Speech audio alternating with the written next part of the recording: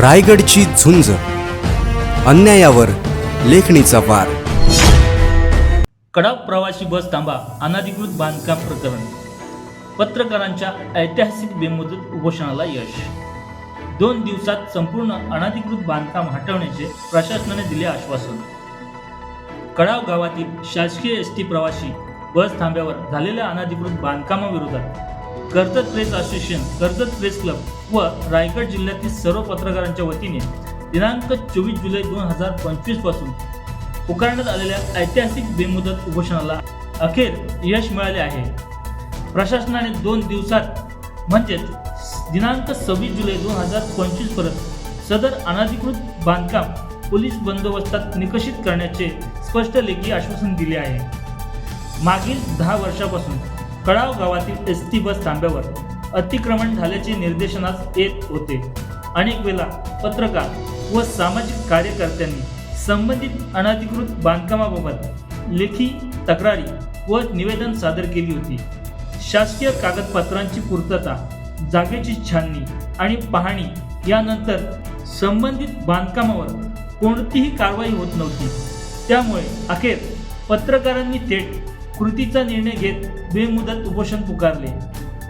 दिनांक 24 जुलै 2025 रोजी सकाळी 10 वाजता कडाव ग्रामपंचायत कार्यालयाच्या आवारात पत्रकारांनी बेमुदत उपोषण सुरू केले. उपोषणाच्या 4थ्या तासानंतर ग्रामसेवक प्रेमसिंग गिरासे, सरपंच करुणा प्रमोद पवार, कर्जत एसटी आगाराचे आगार व्यवस्थापक दयानंद मोरे, महादेव पाळवे, ग्रामपंचायत सदस्य सुभाष शिंदे, हर्षद भोपतराव व कर्जत पोलीस स्टेशनचे सहाय्यक पोलीस निरीक्षक राहुल वरोटे यांच्या उपस्थितीत संवाद झाला. यावेळी ग्रामपंचायतच्या वतीने दिनांक 26 जुलै रोजी पोलीस बंदोबस्तात सदर अनधिकृत बांधकाम हटवण्यात येईल असे लेखी आश्वासन देण्यात आले आहे. या आश्वासनानंतर पत्रकारांनी तात्पुरते उपोषण स्थगित करण्याचा निर्णय घेतला. मात्र प्रशासनाने जर 26 जुलैपर्यंत कारवाई केली नाही तर यापेक्षा अधिक तीव्र आंदोलन छेडण्यात येईल असा स्पष्ट इशाराही पत्रकारांनी दिला.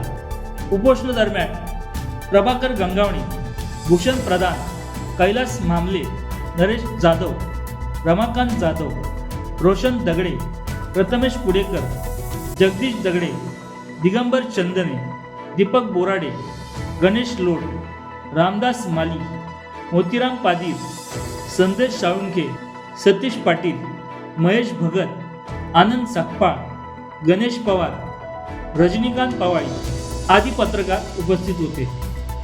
तसेच कर्जत प्रेस असोसिएशनचे कायदेशीर सल्लागार ॲडव्होकेट कैलास मोरे यांनीही उपोषणात सहभाग घेतला.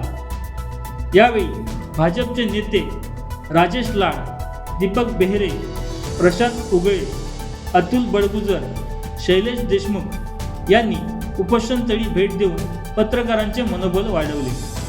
पत्रकारांच्या एकजुटीच्या आणि सत्यासाठीच्या लढ्यामुळेच प्रशासनाला नमती घेऊन निर्णय घ्यावा लागला, हे या ऐतिहासिक उपोषणाने अधोरेखित केले आहे. पत्रकारांच्या बेमुदत उपोषणास्थळी कर्जत पोलीस ठाण्याचे पोलीस निरीक्षक संदीप भोसले यांच्या मार्गदर्शनाखाली कायदा आणि सुव्यवस्था राखली जावी याकरता पोलीस ठाण्याचे सहाय्यक पोलीस निरीक्षक राहुल वरोटे, पोलीस अंमलदार अनिल वडते, राजेंद्र दुसाने उपस्थित होते.